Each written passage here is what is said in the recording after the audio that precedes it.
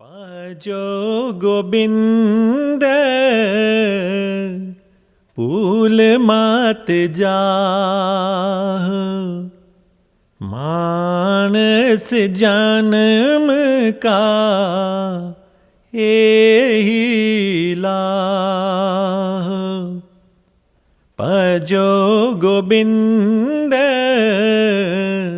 Pool मात जाह मानस जन्म का एही लाह गुर सेवा ते भगत कमाई तब ये मानस देही पाए इस देही को सिमरै देव सो देही भज हर की सेव सो देही भज हर की सेव भजो Gobind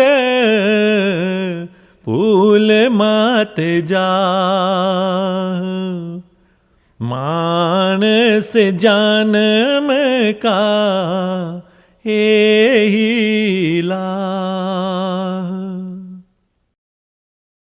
Welcome, truth-seeking friends, to today's spiritual discourse in English language, brought to you by ISTAuk UK, titled The Truth About God, Life and Creation, subtitled The Nature of God and the Realms of Existence. Today's date is the 6th of February 2022. This spiritual discourse, termed Satsang, will include a short talk followed by questions and answers. Our mission today is to inform sincere truth seekers about the very highest truths of God, life and creation, as revealed by the Supreme Lord itself, once again in the modern age, to those we call holy masters, perfect saints or noble mystics, etc. These holy revelations, simplified for the modern age, have been lovingly recorded and compiled by the mystic Saint with no name, for the benefit of all humanity. The questions that will follow the satsang have been collated from our many subscribers worldwide. They will be asked by ISTAuk UK's administrator and answered by our main speaker today, who is an advanced spiritual practitioner for over 25 years. Please also note that this satsang is recorded in front of a live audience, so the sound quality may vary. Thank you for your patience. We will now begin the satsang. The subject of today's talk is titled The Truth About God, Life and Creation, and is subtitled The Realms of Existence. Now, for those unfamiliar with the concept of a spiritual discourse, let me explain that this talk will be given in the form of a satsang, which simply means associating with the truth. Now this is the second in the series of our monthly talks, or satsangs, designed to elevate the listener towards higher spiritual truths. Now this elementary discourse is primarily intended for those who are new to the path of high spiritual truth, but may also be helpful for those followers who need further reminding. But before I begin this talk, I would first like to say a few words of introduction to you. Everything I shall share with you today is a gift of wisdom, direct from the Lord itself, for the sincere seekers of higher truth. As for myself, I am a simple messenger, a disciple in the path of the Holy Truth, who has been asked to share this Holy Truth with you. And although I shall speak with the authority of one who has been instructed to do so by the Supreme Lord itself, please do not attempt to praise or glorify this humble messenger in any way. For you too are all divine beings undergoing a human experience in this lifetime, though you may not yet be aware of this. Therefore, what is given to me freely by the highest authority, I give to you the same. In return, I only ask that you open your heart and mind to the holy message that the Lord has to offer you. Following the brief satsang, there will be a normal question and answer session, which the main UK speaker, who has been an advanced spiritual practitioner for over 25 years, shall answer. Thus, he is able to answer any question one may have about true spirituality, which, during this time of uncertainty, comprises a list of questions to answer from our many listeners and members, as well as the audience. Thank you. So, let's begin with the discourse.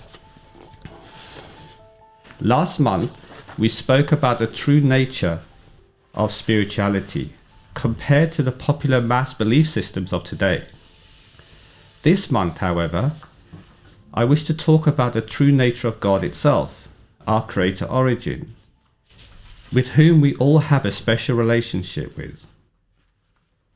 I will also talk briefly about the structure of creation itself, that we are all a significant part of, and how it is arranged in tiers or levels of consciousness. I will then conclude with an explanation of the nobility of human life itself, that we should not take for granted. So let's begin with the creation. Indeed, it is much more wonderful than all the holy books and scriptures have so far described. But as time is limited here, I will summarize the key points. Looking first at how the creation came into being, from a purely spiritual point of view, which will also explain about the true nature of the God that we all hear about. I would first like to quote from the Holy Christian Bible, but only because it has a clear and well-known text that is relevant. In the Bible, it is written thus: "In the beginning was the Word, or divine power, and the Word was with God, and the Word was God. All things were made by God, and without God was not anything made that was made. And the Word, or divine power, was made flesh in human form, and dwelt amongst us, full of grace and truth. God created the heavens," meaning the 5 realms of creation, "and the earth." And so it goes on. For those unfamiliar with this text, I will explain this point more clearly, but I will also elaborate on what form of existence actually preceded it. Let's start with what preceded the creation story just mentioned. In the very beginning, the primal being we term ultimate or Almighty God was all alone, meaning there was no creation to represent his divine glory. So, at a point before the start of creation, the primal being expressed his innate will or power to create. And so from infinite nothingness, termed Dis, a primal creation came into being, known today as the original creation, where all attributes of the primal being were expressed in a blaze of positive glory, and was the primer for the rest of creation that was to follow. Now that original creation cannot be described.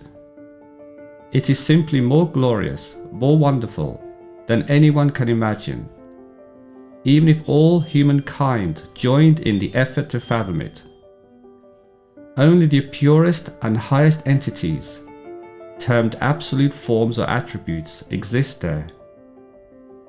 It is the first level of existence that we could call creation, but it is also not a creation. It is a perfect expression of the power and glory of the primal being that contains the conceptual blueprint for the later shadow creation that we are now part of. Then, after eons of delight, the divine attributes came together to form the manifested creation as a comparatively negative and dark playground creation compared to the original creation just mentioned, created in stages of increasing imperfection that we are all part of. The reason for all this will become clear later on. Now, this shadow creation originally existed as the glorious and sublime ninth plus realm, where its supreme lord, known as Godhead, is perfect in every way, except for being a limited partial copy of perfection, unlike the unlimited absolute forms of the original creation. But then, the ninth plus realm lord, infused with desire to express its own glory, and so began to create the rest of the shadow creation that today extends from the sublime ninth plus realm down to the coarse zero realm, our physical realm, with all its variations and themes, including the higher, purer, and lower impure realms, the physical and non-physical realms, the heavenly regions and the hellish regions, the Lord's rulers, angels' servants, and demons' tormentors, and so on. Along with this creative surge came the divine laws that govern the entire shadow creation. Thus were manifested the many levels of divine expression through a divine power called consciousness, including all created material and all living beings or souls. This means everything in existence, from material creation right up to the level of Godhead, the ninth plus Lord, with the purely spiritual ninth plus realm as the true and highest heaven of the shadow creation. It must also be explained that the ninth plus realm itself contains many levels or regions that extend right up to the boundary of the positive original creation, which some may consider as still further realms. How and why all this happened is difficult to explain using mere language, so can only be described in common terms as follows. In the very beginning, the truly infinite and eternal holy truth, as latent isness or nothingness, was all alone, meaning unmanifested and unglorified. So then, by its own will, the holy truth desired to express itself in the form of creation, in an infinite variety of ways and forms, to glorify its unlimited power, and as a form of self-love. Thus, through its innate power of will, the holy truth first manifested itself as the primal being, who then separated itself from itself into the countless forms of existence we call creation, in order to express its divine power and full glory, both to itself and for itself. Indeed, this act is just a natural expression of its divinity, beyond our comprehension. There was no plan involved in this process, only the natural expression of its divine power. This means that everything in creation is simply a manifestation of the holy truth itself, first as God, and then as all other forms, including creation material itself. So, the holy truth is the origin of all that is, all that was, and all that ever will be. Indeed, it continues to exist far beyond the confines of manifested God, creation, time and space, etc. Eventually, this process of creating formed the lower or the 5 lower realms of creation, which we are familiar with, among other realms, which I will talk about today. These lower realms are the 5th to 0 realms that human beings can access spiritually, incorporating immense regions that defy imagination, with numerous themes, countless life forms, and wondrous powers that exist as one ascends the higher realms. Now, although countless beings reside in each realm, only few can access other realms. For example, on a physical level here on Earth, it is only human beings that can access the rest of the 5 realms through spiritual practice, not other animals, insects or plants. But there are also some restrictions, for we can't access everything in creation, such as those realms beyond the 5th realm, as those great realms are not accessible by ordinary human beings, simply because they are above the level of our origin, and so are just too powerful for us to survive there. Thus, I won't discuss them here today. Now, for those who want to know a little more about the great realms of creation, or distinct levels of pure consciousness, as others term it, including about our own true origin, the 5th realm or kingdom of truth or God, Satdesh, Firdaus, Swarga or Buddhahood, as various religions attempt to term it, I will briefly explain them now, starting from the lowest 0 realm right up to the highest 9+ realm.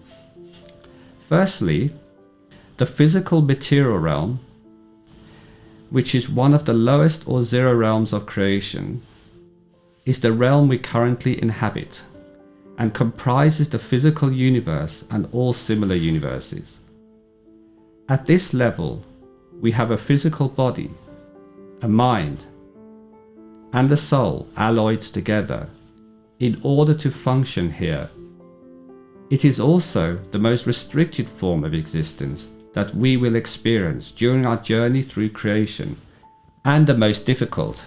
However, our existence here is rather special, because it offers our weary soul a unique opportunity to find salvation from the endless hidden snares of creation, a privilege not found in any other realm.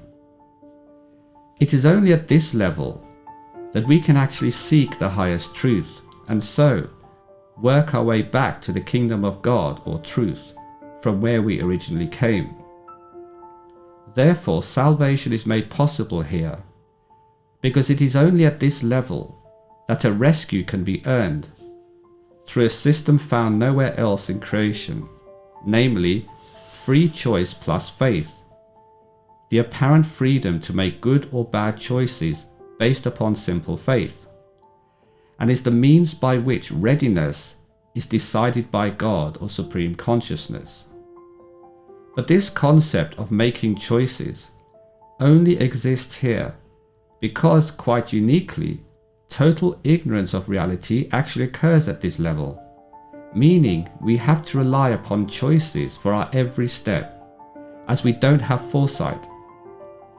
This means that only sincere seekers of the highest truth will naturally choose to inquire about it, then follow it and have faith in it, even before it is fully revealed to them. Hence, they become worthy of it. Next comes the astral or perceptions plane, that only our soul and mind, expressed through the senses, can visit, without needing a physical body. As the 5 life senses we all experience also exist in an astral form, as an exact copy of our physical body. So this first realm is the home of our emotions and sense perceptions, a craving function of lower mind that we all experience. In brief, they are the functions of sight, hearing, touch, taste, smell and feelings.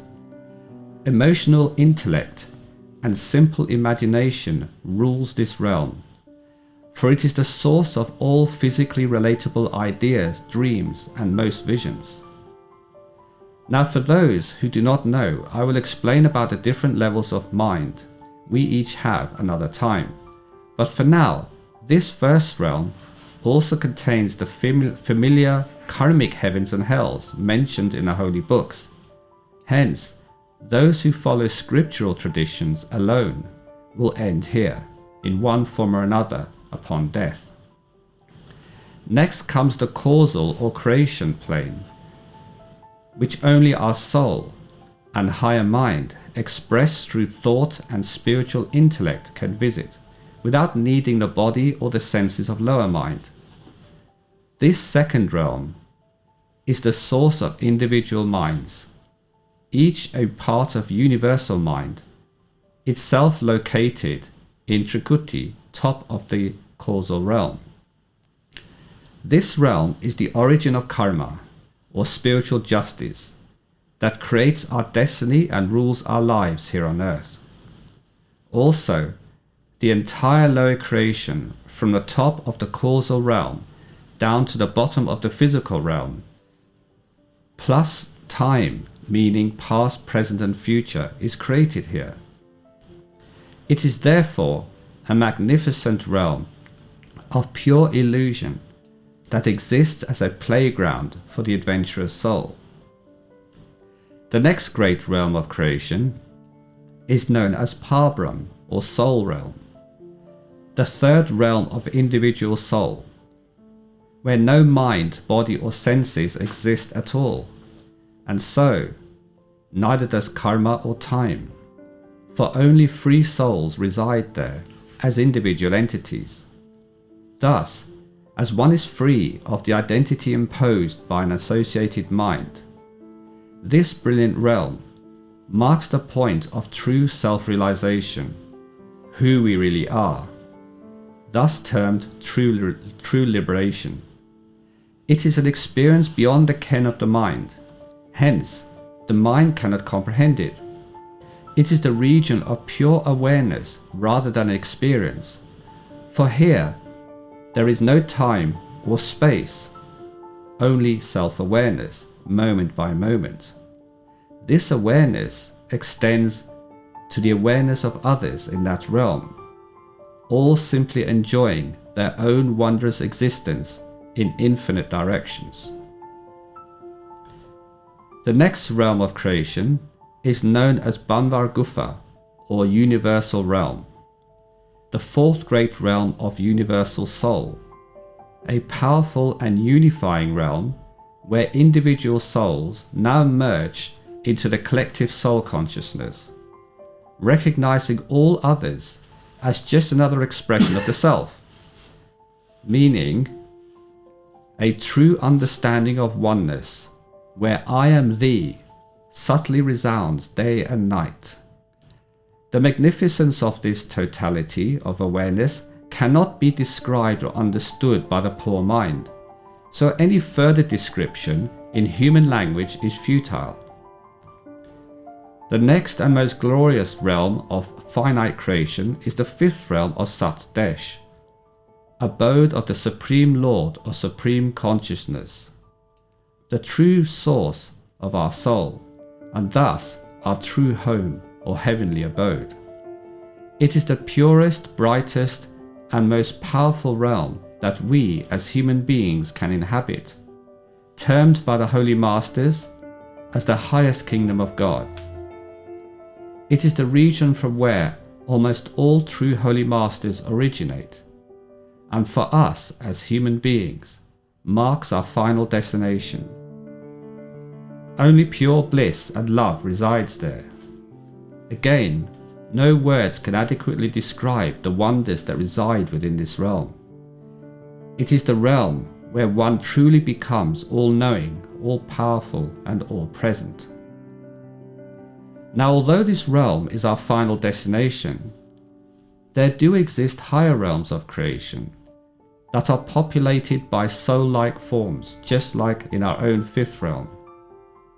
In brief, these realms are the 6th to 9th plus realms that are further expressions of divinity, but we cannot access them, for we do not originate from there, and they are too incomprehensible to even be explained. Hence, I will not do so today. The 9th plus realm is the end point of the manifested shadow creation mentioned earlier, where only the Lord of the 9th plus realm, known as Godhead, resides there alone in perpetual wonderment. Beyond that point, exists the original universe or original creation mentioned earlier, which is the absolute expression of the Holy Truth itself, known as the primal being or original being. There is no way to describe the wonder of this type of existence, even if it is glimpsed for a moment, for none of what we can know or experience in the shadow creation ever resembles it. So let's move on. Now, each great realm is actually a layer of existence or spiritual consciousness that contains countless numbers of planes and regions of every conceivable type.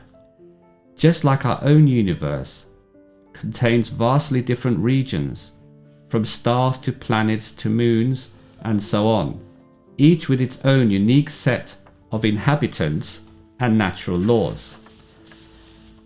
And all this creation is maintained by being infused with a holy power that emanates directly from the primal being, though is modified by the Supreme Lord of each realm, in their image, which subtly permeates every part of creation. Now this form, this power, manifests in the form of created light and manifesting sound that is largely hidden from creation itself, though it is accessible by those who sincerely desire to know of the highest truth.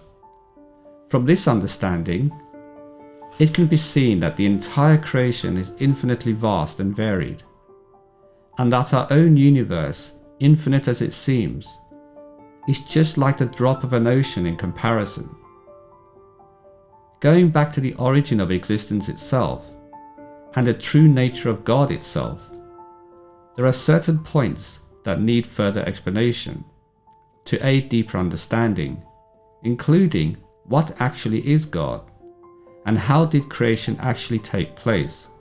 Indeed, can it be understood by ordinary human beings, meaning the unenlightened? From the Holy Truth's perspective, the highest reality of itself is that it is actually self-existent, formless and eternal, beyond the confines of creation, beyond human understanding. Thus, this eternal origin that preceded any form of creation or manifestation, including consciousness, which by our understanding means it originally existed in a state of nothingness, can be termed latent God or unmanifested God. Now this latent or unmanifested God did, through its own will, first create primal consciousness, termed primal being or primal God, that ultimately led to all other forms of creation. Indeed, this will is the very source of all consciousness, that most consider to be the primal but incomprehensible reality. Therefore, the highest form of truth, known as the Holy Truth or Isness, originally existed in a state of nothingness, beyond even consciousness or God itself, and therefore cannot be truly understood by any part of its creation. But when manifested as pure consciousness, or as the primal being, with its resulting expression of glory, termed creation, then this can certainly be understood by enlightened beings, whose consciousness has raised to that level. However, it can only be theorized or explained to the unenlightened through using common examples of creation found here on earth. But please remember that these common examples are only very poor representations of divine reality, which is why former saints and holy visitors chose to tell this story through stories, tales and fables that we now read today. Regarding the shadow creation, of which we are a part, each of the purely spiritual realms, starting from the 9th plus realm down to the 5th realm, are known as the finite realms of creation, meaning they are not truly limitless in the higher sense, but exist in a hierarchical order of power. Each of these spiritual realms is headed by a great soul, known as the Supreme Lord of that realm, who is itself created by the Lord above it, through a process I will explain very shortly. However, because the ninth plus realm has no finite realms above it, it is actually created from an incomprehensible and perfectly infinite region above, known as the original creation mentioned earlier, which is the true source of all finite creation or shadow creation, and of all the lords and higher souls in creation. Now this original creation itself, headed by the Supreme Lord of all the lords, the primal being, or primal consciousness as per your preference, is affectionately called Tim-Kwa-Tu by the higher lords of creation, and is an authority far beyond our comprehension, so I shan't discuss it here today. But I can simply say this: it is primal consciousness itself that exists in absolute perfection and truth when compared to anything else in creation. However, as this primal creation or consciousness was all alone and unglorified, it manifested itself as positive and infinite original creation, which was simply created by expanding itself infinitely to form this first level of creation. But then, as that creation is perfect in every way, in order to be appreciated even more, among other reasons, Tim-Kwa-Tu manifested a negative and finite playground creation below it, of which we are a part, known as the shadow creation. Thus, this is because it is in comparison imperfect and finite, as it's merely a reflection or shadow of the positive reality above it, comprising the 9th plus realm down to the 0 realm, which I've mentioned earlier. Now the further marvel of all this, of all that has been said, is this: what has just been described to you now is not the product of wild imagination, nor the result of mere theory or philosophy. It is carefully observed fact. But just as in science, where the right tool or method is needed to see the invisible, so too can we only access these great realms through the actual withdrawal of our attention or awareness of consciousness from its lower level of functioning to higher levels of existence that allow us to witness all this and much more for ourselves. While still living in the human body, no need to wait for death. That's what all true holy masters past and present come to teach us as the core of their teachings.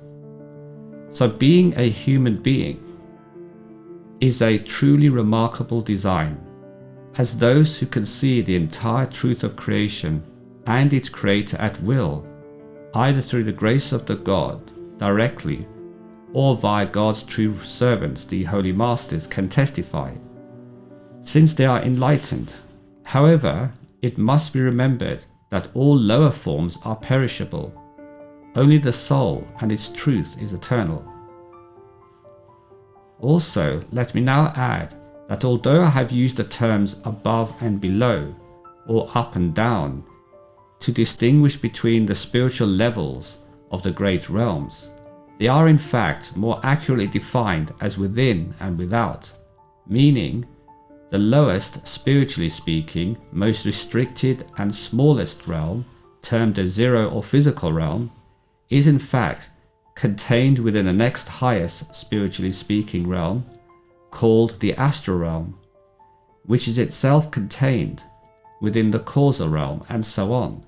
This means that the entire creation can be likened to a sphere of concentric layers, rather than as a tier of levels.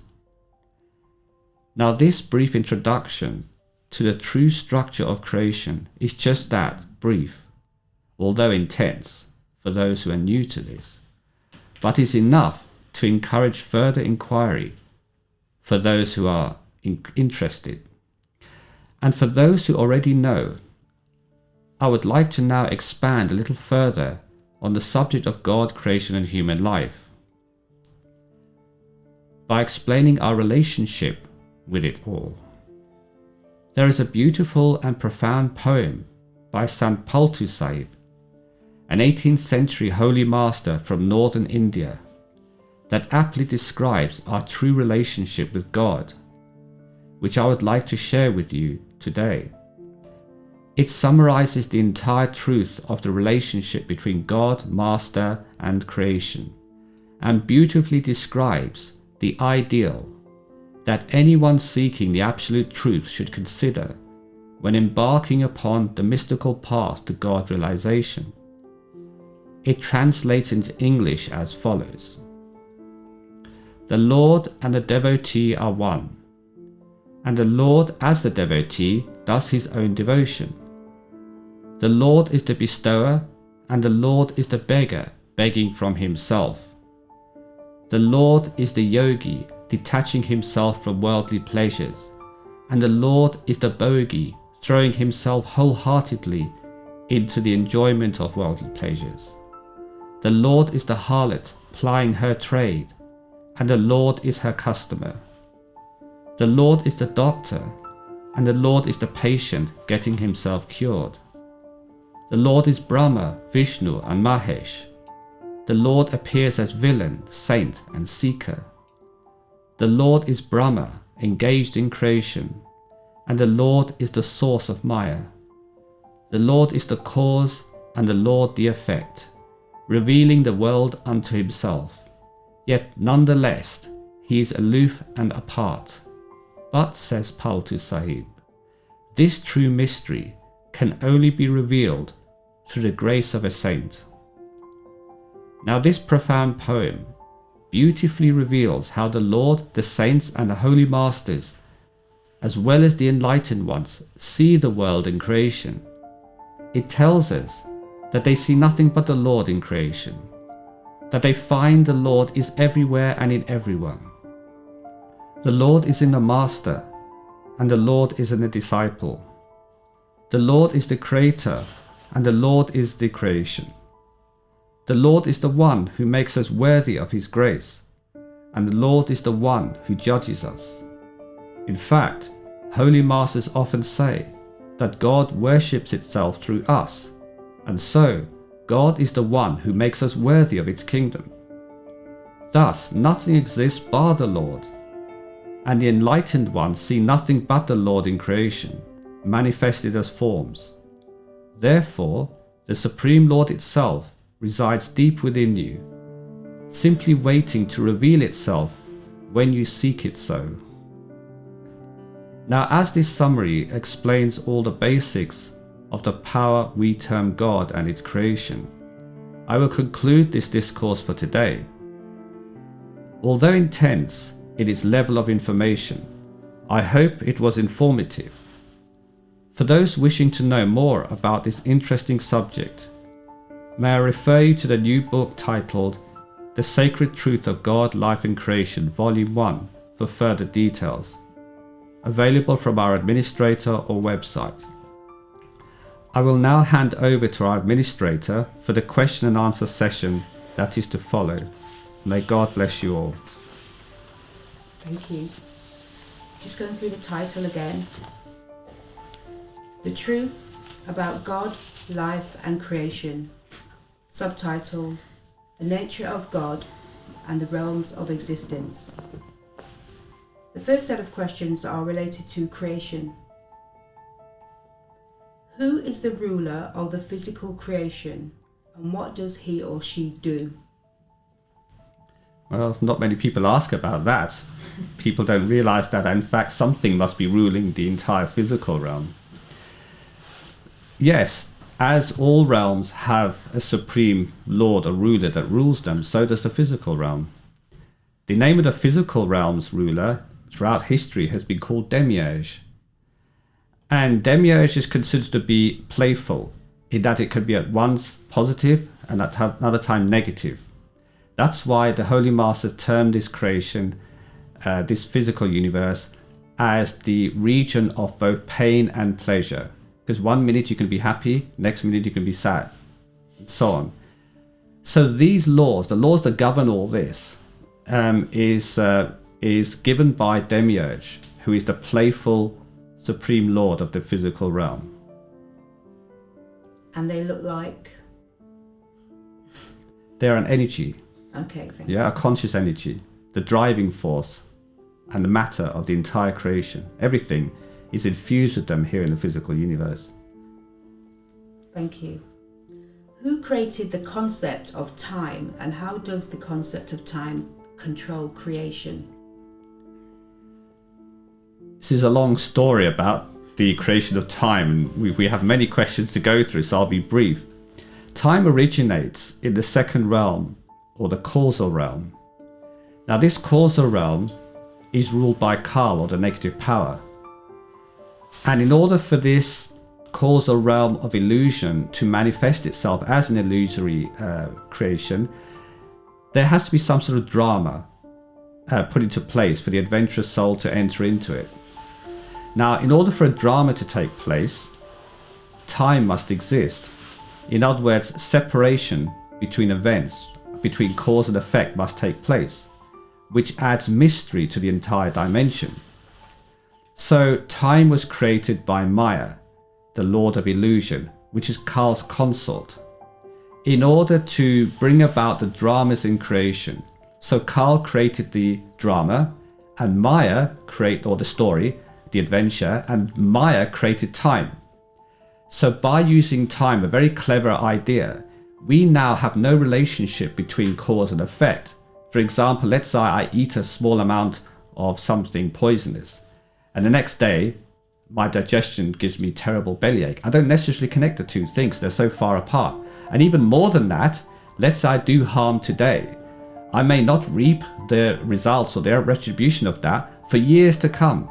So when sudden misfortune comes upon me, I won't realize, actually I was the instigator of this years ago, but I've forgotten that. That is the beauty about time. So time creates ignorance in the population subject to it. So that is how time works, and that is the reason for existence. And the soul entered the time realm because it wanted an adventure. Because in the soul realm, everything is known at all time. There's no time. Everything is immediately available. So the past, present, and future are one. There is only this moment, and the soul exists moment by moment. And it expresses itself infinitely and has vision of itself infinitely. So it enjoys infinite wonderment. However, because this is so perfect and so ordered, the soul, because it is so powerful and a manifestation of the Lord, wants to also have an adventure. It thought to itself, what would it be like if I didn't actually know what was happening around me and I had to just take things as they come? What would be that state of existence? So that's why the soul enters the realm of time and space, of ignorance, adventure, because in that way, by blocking itself from being all-knowing and relying only in moments in time to gain insight into what's happening around it, it can play the game of choice-making and adventure, not knowing what's going to happen next. Yeah, it's fun for the soul because it's always been all-knowing. So only because the soul is indestructible, it doesn't worry about any harm coming to it. So it creates, but the soul itself, of course, being infinitely knowledgeable, cannot do this on its own. So it enters the mind realm, a wonderful creation of Kal, and it happily assumes the identity of a particular mind or character, which we call Jeev. So in the historical books, in spiritual books, many of the East, they separate Jeev from Atma. Atma represents the soul or the truth of oneself, and Jeev is the individual playing their part in the adventure. So these terms are used in the holy books to describe different aspects of us, although not everybody realizes that they're referring to different things. So now this soul becomes a Jeev, an individual, an identity, a character in an adventure. So that's why time and space is necessary in order for a drama to take place, where you have to have the cause and then later meet the consequence. And this is spread out over a period of time. Otherwise, imagine if you went to see a movie and in 1 second, a whole movie was revealed to you. It wouldn't be so much fun. But if you were to pace the movie over a time of 2 hours, where you watch the unfolding events and particularly not knowing what's going to happen next, that's much more thrilling. And that's why we go to the movies. So our natural inclination is to enjoy drama. So that's why time exists. Thank you. Right, the last question relating to creation. How can any soul become the ruler of the inner world or plane of existence? Not sure about being the ruler of an inner world or plane of existence, but the soul can certainly experience all the levels of creation by transcending to them through focusing its attention on higher things, on higher realms. So by merely, you see, consciousness has the very unique ability to engage a power called attention or focus, where although consciousness is everywhere, it can focus itself on a particular point. And by focusing on a particular point, only that thing becomes aware to the exclusion of everything else.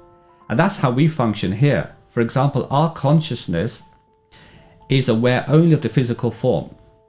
Although our consciousness comes from infinity, an infinite Lord, the infinite Lord, it only recognizes the physical form. That's a very remarkable design. How it is able to do that is because we have something called attention. And consciousness can place a focus onto a particular part of itself, which in this case is the lower or physical part of itself, a lower vibration. And because it places all its attention there, it believes that to be its reality for that time. The moment the attention is withdrawn from the lower reality and placed in a high reality, that becomes its new reality.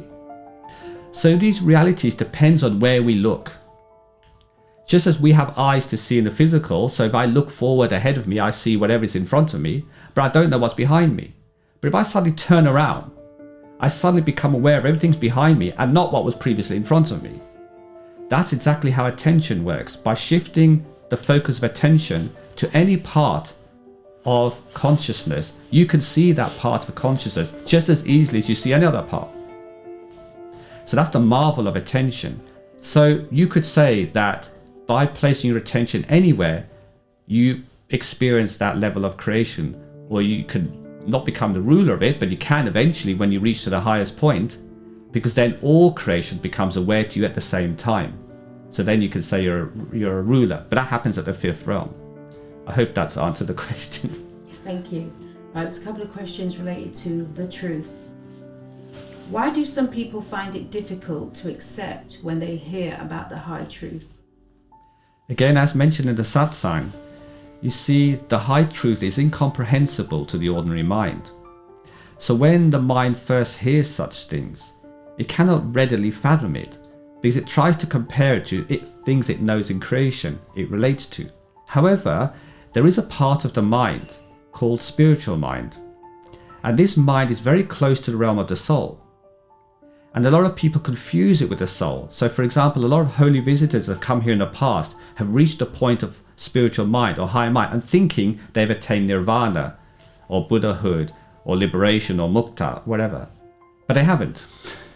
They've reached the point of the highest point of the mind, spiritual mind, which is so refined and so perfect from a mind's point of view that they feel that, oh, this is spiritual truth. But it isn't. But so if you tell them, hold on, there is something more than this, not involving the mind at all, but something called Atma or soul. This is just a concept to them, a story that you may tell to children. It's no reality for them because they haven't directly experienced it. Unless they are really in tune with spiritual mind, which has a natural inquisition about it and wants to know these things. Is there something more than me? Yeah, my origin. Yes, then those people can understand it. But a person is not spiritually awakened. They can never make sense of this. So they find it very difficult to accept such high truths. So it's only if that awareness comes in them that the soul starts stirring because it's ready to go back home. It empowers its next level of existence lower down, which is spiritual mind. Now, spiritual mind starts making you think and question things around you, which you didn't question before. And once that line of inquiry starts, then we say you become a seeker of the truth. And only seekers are ready to accept higher truths because they have that better comprehension, awareness awakened in them, which somebody functioning middle or lower mind did not have. So you can talk to those people forever and they will never come round because they're just simply not ready. So that's why people find it difficult to accept high truth. Thank you. I think you've answered this next question. What is the truth about this creation? Is it that it's simply an illusion? Yes, it is. Beyond the fifth realm, below the fifth realm. Thank you. Right, the next few questions are around masters and gurus. How do you know you're hearing the master's words and it's not your imagination or your mind playing tricks within your head? Not sure what this person is referring to, because there's two different levels of experience. Once somebody's initiated, they have access to higher realms. Those who are not initiated or have not been awakened, spiritually awakened by a perfect living master, they will only hear voices in their head. Now the voices in their head are imagination. They're not of the higher realms. Nevertheless, because they are higher than ordinary thinking, it's okay. They're not harmful. But some of those voices may be more inspiring than others. And anything that tells you to look within yourself and search within is always a good thing to listen to. Anything else, just ignore it, forget about it. Yeah? Thank you. When masters respond to questions, are they receiving the answers as downloads of information from the higher realms or from their higher self? It depends. You see, a holy master is anybody who's liberated. So a holy master can be from the third realm to the fifth realm, Satgurus. So a master from Satgurus is all-knowing. They know everything. So they don't need to refer to anyone. Although when they come into human form, they play the part of a human, not to shock them, and pretend that they have to seek the answers within to find out. Sometimes to buy time, sometimes to avoid answering the question if the truth is not convenient at that time for that individual. However, yes, anything below the fifth realm, because they're not all-knowing at all times, they can simply, you could say, Google the information within, but it's quite fast. It's much faster than the computer. So by simply asking the question within themselves, immediately the answer is forwarded, and they give that answer to the audience. So those people, they refer to themselves as messengers, because they are merely conveying information that's not in truth wholly their own, but which they have connection with, that unique connection with. Thank you. Is it true that Guru Nanak stayed under the water in a river for 3 days, as documented? And if so, what was the purpose of this? He didn't actually stay 3 days under the water. You see, you have to look at things historically. What actually happened was that Guru Nanak normally used to go for a bathe in the morning into the river near where he lived. And the custom was that he would bathe, do his ceremonial bathe, and then come out and do his prayers and devotion and so on. On this particular occasion, bearing in mind he was a sincere seeker of the truth, and having met Kabir prior to this, the year before this, he used to recite the holy names given by a holy master to a disciple in order to allow them to enter the gate within, the access and the 10th door, or the third eye that people talk about, to allow a disciple to see the wonderment of creation. So at this point, Guru Nanak was intensely reciting the holy names, termed Simran. And while he was doing this, the 10th door opened while he was bathing. So he was so amazed by seeing his master Kabir within that he lost himself in that trance and managed to complete the bathing process. But instead of returning home as he normally did, he simply went into the woods to find some place to sit under a tree. And there he stayed for 3 days and 3 nights. And then once he had been enlightened with the full knowledge that Kabir offered to him, and his mission was imparted to him, he then came back to the village. So the stories at that time, being simple folk, were that he went for bathing and he disappeared. If he disappeared, where was he? Because he's now a god man, he must have been underwater. So these stories are just a way of conveying a simple-minded way of looking at things for ordinary people of the time. And they also wanted to, sometimes a fable or a story or a myth helps to elevate that story more. So they created this idea that he's submerged for 3 days underwater miraculously and came out, and then he uttered those famous words there is no Hindu, there is no Muslim, there is only man and there is only God, meaning no religion, there's only spirituality and God. So then he started giving out true spirituality, or Sant, which is still practiced today, although not by Sikhs who hijacked the teaching and converted to religion as others normally do, but it's still available in Sant, his true form, and of course in this scripture, Guru Nanak's scripture. So that's the answer to that question. Thank you. I have heard a master refer to humans as being on the top of creation. What do they mean? They mean this physical creation, in this physical universe, that there is no higher being than the human form. Because the human form can access all other realms of existence. It is unique in that ability to do that. No other species, whether alien or otherwise, can do this. They all function in this creation much like the animals do. They have their own needs and wants and desires and their own roles to play, but they lack the ability to raise their attention to higher realms. Now, because we take this for granted, we think that it's nothing. But actually, even aliens from other planets travel trillions of miles just to witness a holy master existing here, because they have mastered the mind.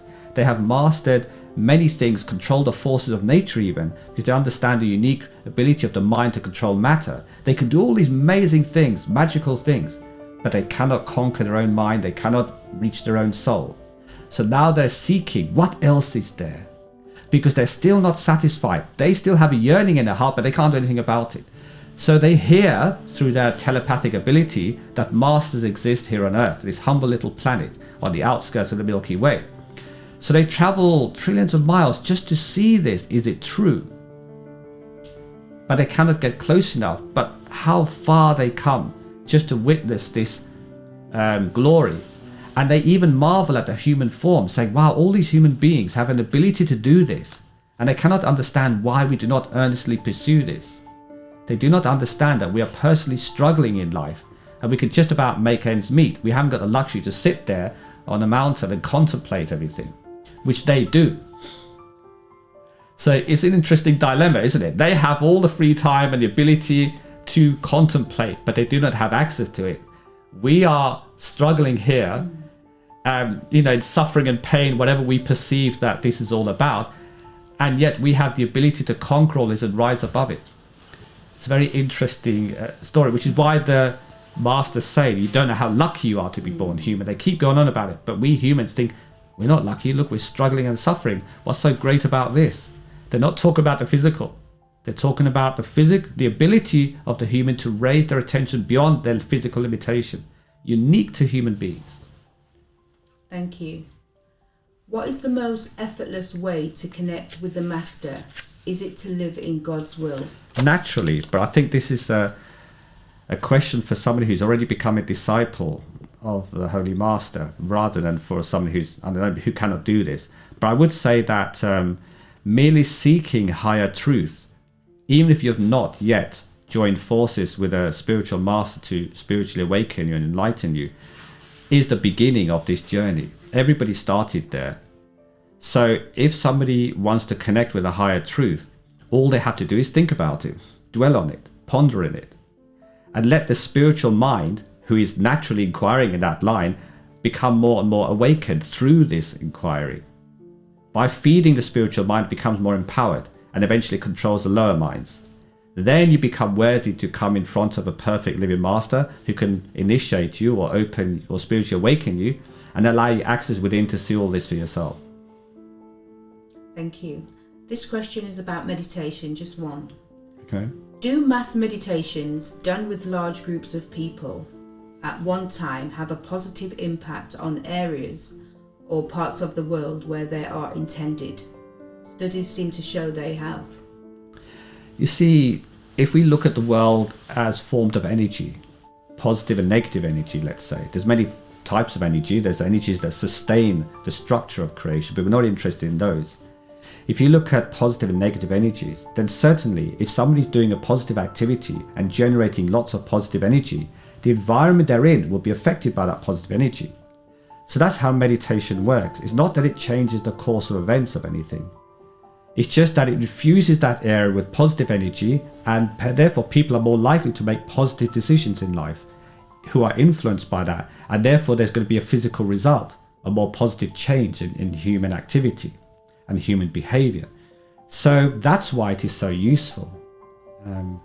Is that why I know some groups say to meditate at a certain time and they send a message out globally? They only do that to make it a universal effort. So if everybody's meditating at the same time, it amplifies that.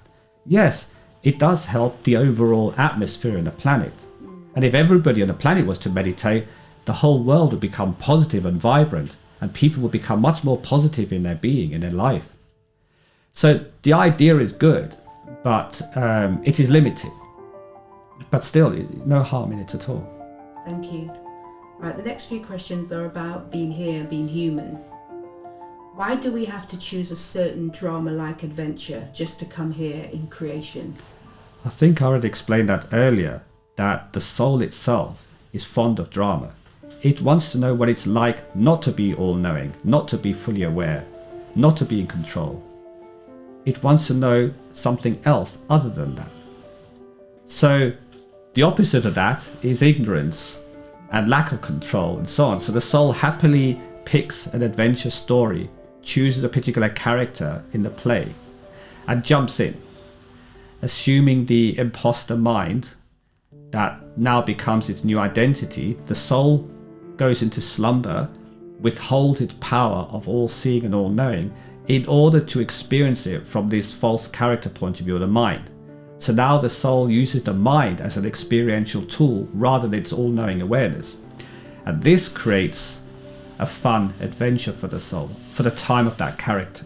Once that play is finished, then everything's packed up and the soul is rescued once again. In fact, even the rescue plan is built into this story as well, because it's not just enough for the soul to have control over this, it wants to have even no control over the process. So it gives up control and allows the Lord itself to decide when the rescue will come. So it doesn't even know when it will be rescued. Is it this life? Is it the next life? Is it this character? Is it that character? This adds more to the excitement. Because remember, the soul has no fear. It's indestructible. It cannot be harmed. It's just a witness to all this. It's the jeeves or the minds that go through this process of suffering, pain and pleasure and harm. But they have no reality to them. They're just illusion. They're just like if you put on a coat and wig and something else and pretend to be somebody else, for that moment. The person pretending to be doesn't care about it. He doesn't worry because he knows he can just take those things off at will and suddenly become true again. So if somebody's laughing at them, poking fun at them or judging at them, say, oh right, I'm playing my character so well that they're convinced that I'm this person, I'm not the real one. And inside it, they're even noticing the things and making fun. So that is how the soul sees it. Talking of storyline, the question is, at the time of choosing our storyline, do they all seem exciting to us, even the really difficult stories? Yes. Otherwise, why would we pick them? Depending on what we've already experienced, we choose another story. We come back again. So once we go back home after freeing ourselves from the illusion, we think this was a great experience. Let me try another one, maybe more daring one. And this more daring one means I'm not going to become a king this time. I'm going to become a peasant.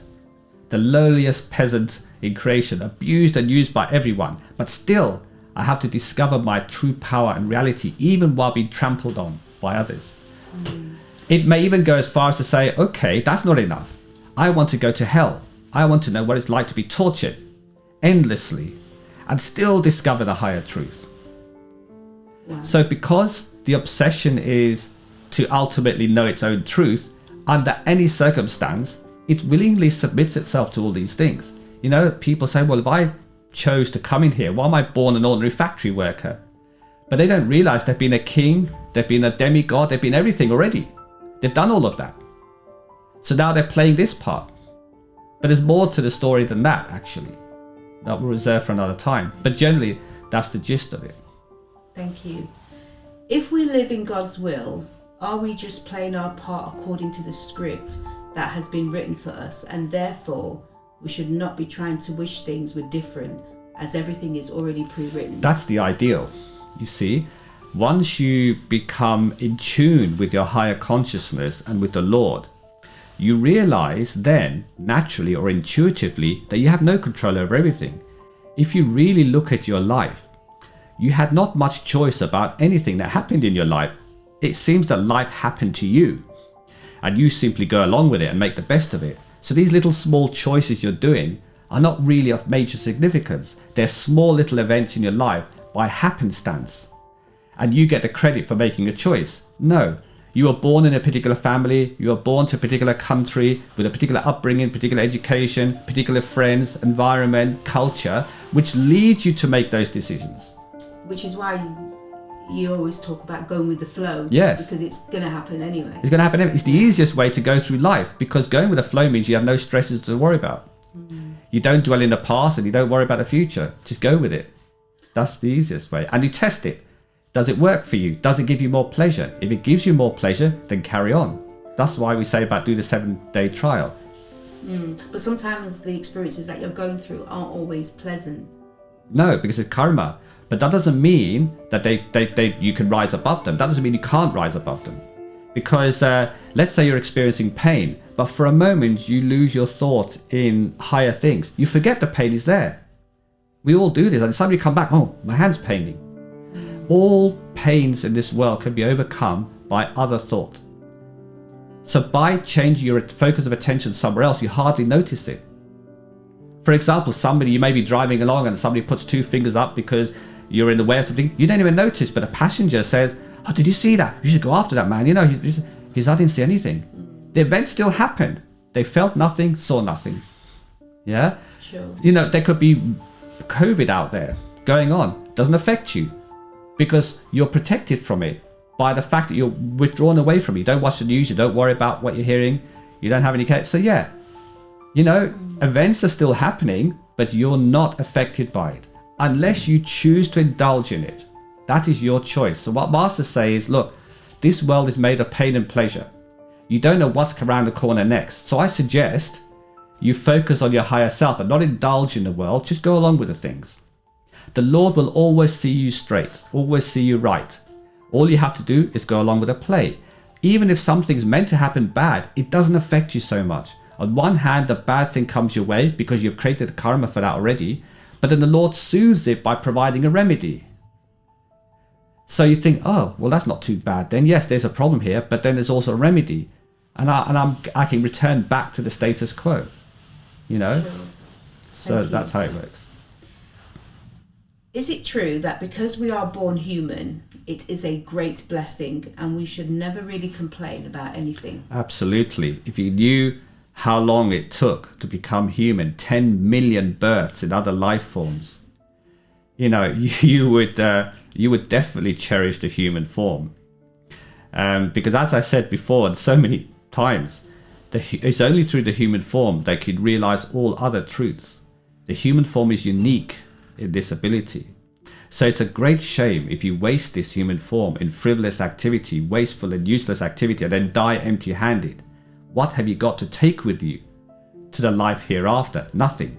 If you've not built any treasure here, spiritual treasure, you take nothing with you, because none of the physical treasures here serve any purpose in the higher realms. Not your education, your intellect, your status, your family, your power, wealth. Look at the great pharaohs of Egypt. They couldn't take anything with them. We found and stole all their jewels. The things that they placed around them for their afterlife, they were robbed by bandits who had no regard or respect for them. Yeah? Even the tombs were raided, the bones cast aside. Yeah? They took nothing. You see? So this reality is always around us. So what can you take with you? Is your spiritual treasure that you've built up during your life. So a smart person will say, you know what? I'm going to enjoy this world as best as I can, but I'm also going to build my spiritual treasure to help me when I go in the hereafter. Because just as I need treasure here now to survive, I need treasure in any life. So they say that spiritual treasure carries forward. So okay, I'm going to build up my spiritual treasure, my little merit bank account. So when I go out of the physical body, I have all this spiritual treasure in which to enjoy. I don't have to go to hell, for example, because I've got nothing in the bank. Thank you. Right, I've got a few questions about the sound. Where does the Shabad, inner sound, come from? Well, ultimately it comes from the Lord. But the first level of sound comes from the soul. The soul itself, being the manifestation of the Lord, vibrates at a certain frequency. And this frequency can be heard by the attention of the soul. So when the attention is focused on the soul or towards the direction of the soul, it hears the sound or melody of the soul, a very beautifully pulling and alluring melody. So saints in the past have described this as a sound. It's not actually a sound, because it's not generated by any physical means. This is a natural vibration of the soul. And once your attention is focused within, you can hear this sound. Now, as you get closer to the source, the soul, the sound changes. And saints have variously described this. You know, there's several thousand different types of sounds, what they call practice sounds, which you hear because they're not perfect. These sounds are filtered through the levels of mind. And bearing in mind the mind has multiple layers to it. By the time you get to hear the sound, say at a very human level, it may sound just like the wind or a locomotive or crickets chirping or something of that sort, depending on the route that the sound took. But the highest form of that sound sounds like a bell, the big bell sound, a big dong that has no beginning and no end. Only the peal of the bell resounds. Now that peal of the bell comes from the soul. It's generated by the soul. That's why masters say that when you go within, listen to the sounds, you know, constant, but focus only on the center where the big bell sound comes. And when the big bell sound comes, it pulls you straight towards the soul. It pulls the attention like a needle to the magnet when a weight is lifted of it. So that is the sound. That is the sound that comes from the soul. But variations of that sound come through the various filtering layers of the mind. So they'll say, we heard this, we heard that. All are valid sounds, but the masters call these practice sounds. Because they're not the real sound. They don't have a pulling effect. They're more of an experiential sound. So why is the Shabad so pulling? Because the attention, once is turned towards the direction of the soul, helplessly is led towards its own truth. It wants to find its own truth and origin. It wants to go home. It's like saying, when you finish work, why do people, when they finish work, want to go home? Why?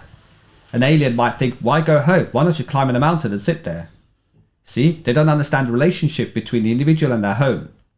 So the relationship between the attention and the soul is very, very attractive, much more powerful than going home. So it's a natural pull of going back to your own origin. I think you've answered this. Does the soul recognize what the Shabad is? Yes, most definitely. Okay, I've got some personal questions. There's only 3. Okay. First one. Do you have any questions from Master, or are you satisfied with this path and where you are heading?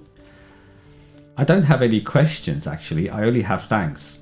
I think I'm too busy being grateful and appreciative of the marvel of creation and everything, and the fact that I've been rescued, to have any questions. That's okay. Do you connect on a daily basis with the Master's radiant form, and do you find this easy? Answering this question generally, naturally, when one is enlightened and connected within, they can connect with the radiant form of the Master or the Shabad within in various forms. This is generally easy for those who are in that situation. So yes, it does happen. Okay, this is the last personal question. If you could teach the world one noble concept, what would it be? Love one another as yourself, and love yourself. Thank you. Right, I've got about 4 everyday kind of questions. So if anyone has a question, do get it prepared. Okay. First one is, are we going to have a social credit system in the UK like that in China? If so, will this be a negative thing and a permanent reality? I don't know if I'm a politician here asking this question, but there are great changes ahead for us and erosion of our freedoms generally. That is to come. And the reason for this in the West is to force Westerners to start withdrawing their attention within, to start inquiring about what life is all about.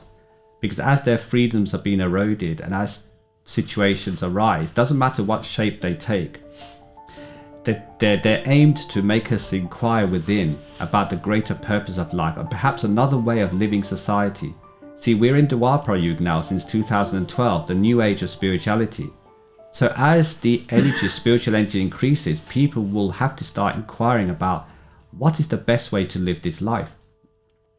So that means not necessarily subscribing to the current systems where materialism, selfishness rule the world. There might be another way, which is why we've started a project called Caring and Sharing with Love with ISTAuk World, designed to encourage people to look at this other way of living and see if it could work for them and how it could work for them. So yes, there are changes coming ahead of us. I'm not going to comment on the particular ones and start listing them. There's so many hundreds of things coming our way, but these are all designed to challenge us, hopefully in the right direction.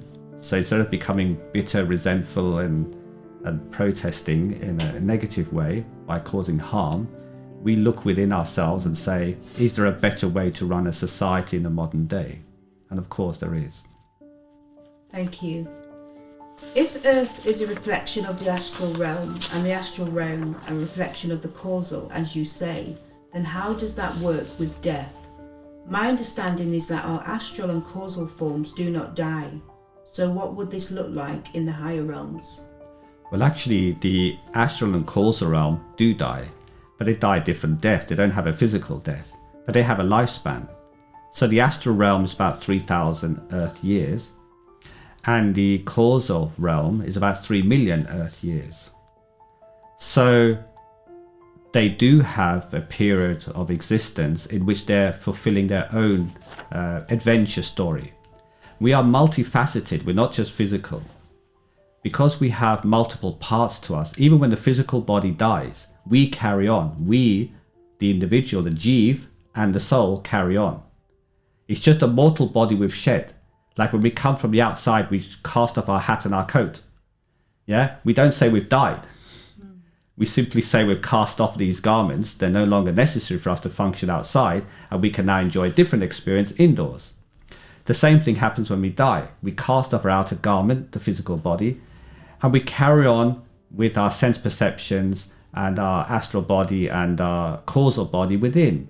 We still have a life there. We are undergoing experiences there at the same time as we are having here. But as I mentioned earlier, because our attention is not there, we only know where our attention is. For example, now you're sitting in this room. You have no idea what's going on outside. Why? Because your attention is here. So when our attention is here in the physical, we only see ourselves as physical. When our attention is in the astral, we see ourselves as astral being, and so on, as a causal being, and so on. So all holy masters and saints simply say, shift the focus of your attention to higher realms, higher existences, and you'll see all this for yourself. So yes, everything's a reflection of a reflection, because it's created from, as I explained in the story of creation, the Lord above creates the next level down, and then that Lord creates the next level down, and so on. So you could say it's a reflection of a reflection of a reflection. So you can imagine how poor the level here is in the physical after 5 levels of reflections. Thank you. Is this creation perfect when you look at it from a higher angle? And have you witnessed this yourself? Well, speaking from a personal perspective, yes, it is. It is perfectly imperfect. The design is so marvelous in every detail that how can one not marvel at it? Every speck of dust, every atom is in its rightful place, each one playing a part in the story of creation. How can that not be perfect? And there are many variations to creation as well. There are countless forms in creation, countless types of creation you have no knowledge of. When you look at things from the higher perspective, then you see many forms of creation existing alongside each other. So you pick one. Which one is right? Which one is wrong? The answer is they're all manifestations of divine glory. They're all expressions of infinity. Which one is right and which one is wrong? So when you look at it from a higher perspective, it is perfect. Thank you. This is the last question now. What should I do if I have been harassed in my dream by a not so good spirit? Goodness. Well, you see, it depends on your state of mind. If you have a philosophy in mind, which is inquiring about higher things, then you can invoke that higher philosophy. For example, if you believe in God or a holy master, then you can ask them for help. And then the moment you actually picture that higher being in your mind, the evil entity leaves straight away, because darkness cannot exist where there is light. The moment light comes, darkness disappears automatically, whether it's spiritual or physical. So that's the best way to get rid of it. Thank you. Has anyone got any questions? Yes, go ahead. Just a quick one. You know those who use like nature for spiritual experiences, like dimethyltryptamine and ayahuasca and stuff. Right, DMT, yes, Yeah. drugs. So where are they? What realm do they reach? I mean, where are they actually? They don't. Consciousness and They're knowledge? just experiences within the physical realm. There's a difference between hallucination and spiritual experience. Yeah. Spiritual experience is something beyond the physical. It does not involve the brain. It involves the higher mind. Physical experiences involving the brain are things like hallucinations or drug-induced stupor or anything else like that. So they have no place in spirituality.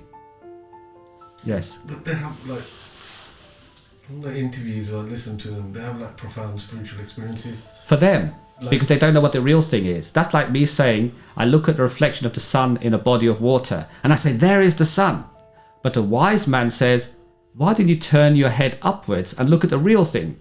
That is the real sun. This is just a reflection. They say, how can this be? It looks so perfectly. It looks like everything that the sun is described. It imitates it, but it's not the real thing. So why are these substances in nature? Is there a reason for them?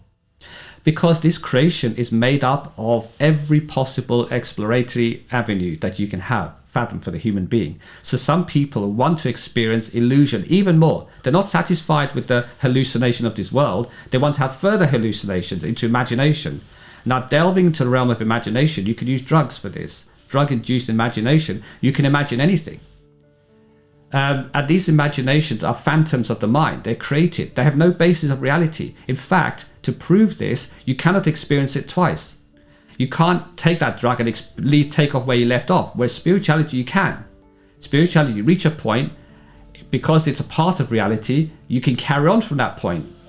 You have an identifying point. Hallucinations of the mind are not like that. They're random. You have no control over whether you're going to have a good or a bad trip.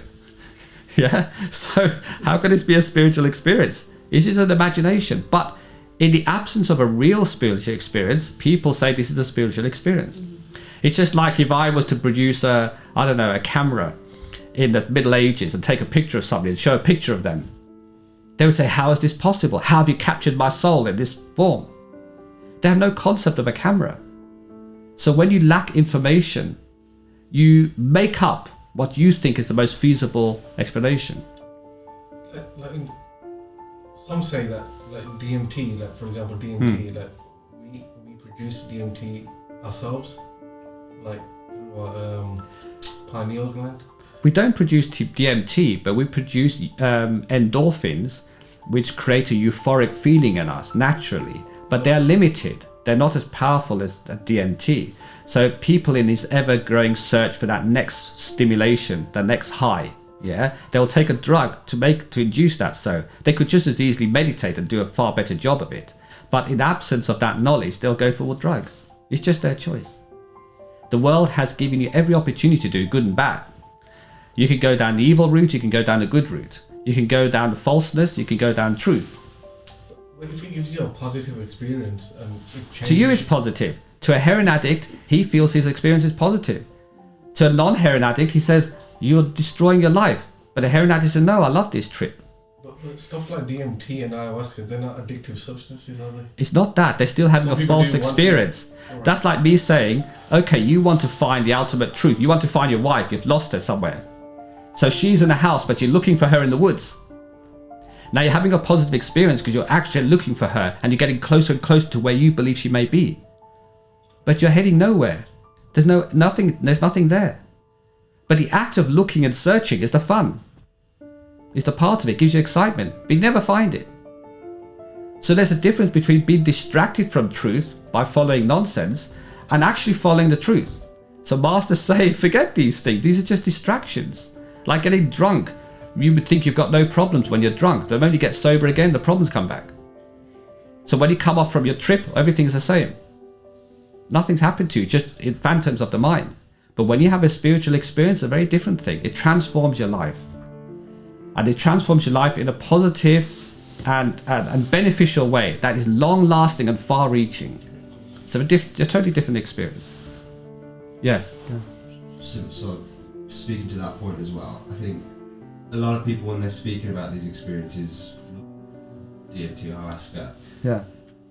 sound very similar to experiences that like spiritual masters talk about. I think that's where the confusion comes in, because of all the trips you could have. Yes. What is it that makes it seem so similar to things described by spiritual masters versus saying having an experience of just flying around somewhere, something completely different? It's just that they seem so similar that maybe they seem believable. Why is that? Let me explain to you that all the trips associated with DMT are not the same. Yeah. The ones you get reported are the very few that you feel relate to spirituality. Most of them have no bearing on that at all. They are way phantom beings that they see and they go off into the clouds and some majestic, depending on the condition of the mind. Now, the mind itself contains all kinds of different types of awarenesses from many, many lives going back.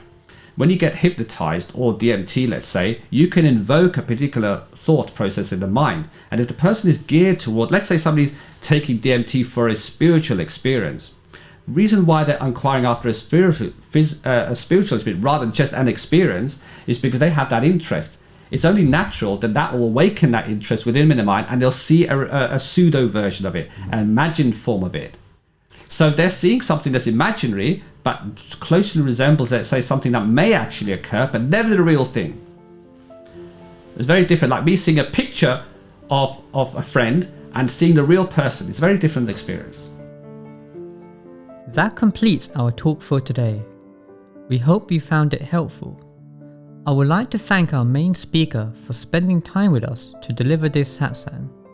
If you want more information about ISTAuk UK or about any of our other centres worldwide, please go to www.istauk.com. Consider subscribing to our newsletter. You will be kept up to date with the latest news and information service that we humbly bring to you via the Lord's grace.